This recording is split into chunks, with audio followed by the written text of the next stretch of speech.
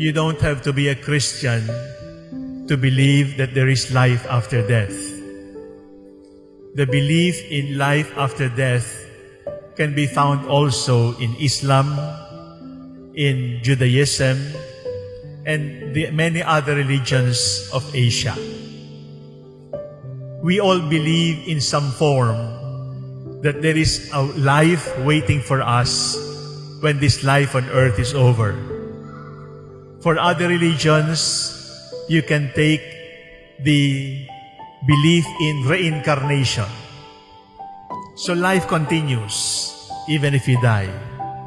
Or for us, it is heaven, hell, or purgatory. There is still life beyond this life. For some people, it is a conscious living. For some people, it is entering into a different kind of consciousness. For example, there are some people who believe that when you die, like a droplet of water, you are dropped into the ocean and then you find your meaning. That is still belief in life after death. But for us Christians, we are not believers in reincarnation. We are not believers in karma. We are believers that after this death, we still live. After this death, we still live in a new kind of life. And that new kind of life is what we will profess later. We call it communion of saints. What do we mean when we believe in communion of saints? What we mean is this, that even if we die, our bodies die, we still live, we don't die. We believe that when we die, we enter into communion with those who have already died. We are still in communication with those we have left behind, and we are in communion with God, the divine, Jesus Christ, who opens for us life everlasting. So when we die, we enter into communion with those who have died already. When we die, we are still in communication with those we leave behind. And when we die, we continue our living in friendship with the divine, with our Lord Jesus Christ. Now the question needs to be asked, but what kind of life? You tell me they are alive, but why can't we talk to them? You tell me that they are still living, but we buried them. So what kind of life? How can we communicate with those who have died ahead of us? Three things, my dear brothers and sisters. You remember in the gospel, when the Lord died on the cross, the gospel said, the curtain of the temple was torn from top to bottom, and the graves were opened. In other words, you will not be able to communicate with the saints. You will not be able to communicate with the dead. You will not be able to link with those who have died outside of Jesus Christ.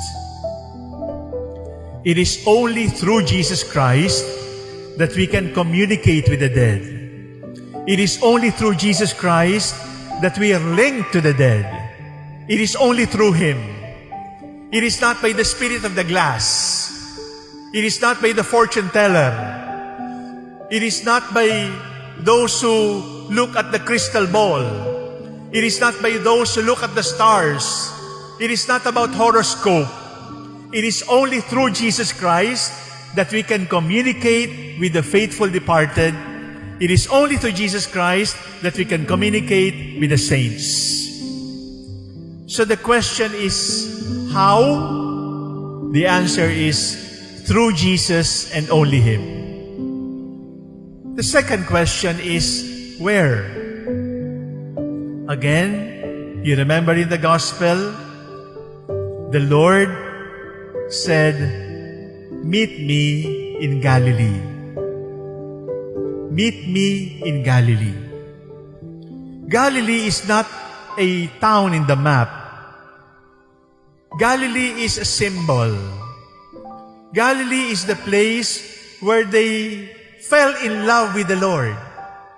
Galilee is the place where their dreams were born.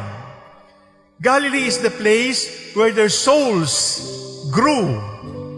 Galilee is the place where their hearts grew. Galilee is the place where they found their passion. Galilee is the place where they started to dream and make those dreams come true.